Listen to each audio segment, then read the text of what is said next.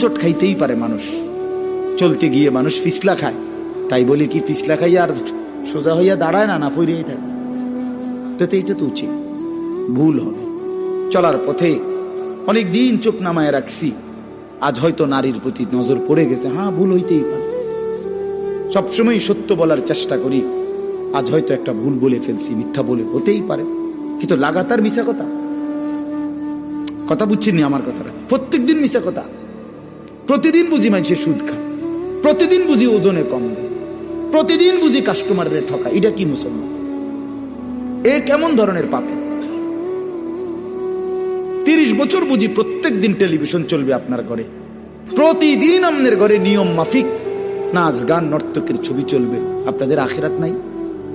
আপনার বিবি বাচ্চার আখিরাত নাই? তো এরা মরলে কোথায় যাবে?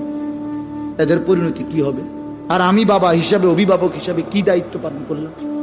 খাট পালং আর সোফা, ফার্নিচার, কাঁচের প্লেট আর নুনের বাটি, এটাই ছিল জিম্মাদারি না? একজন মুসলমানের দায়িত্ব তার স্ত্রী সন্তানের জন্য এই শুধু খাট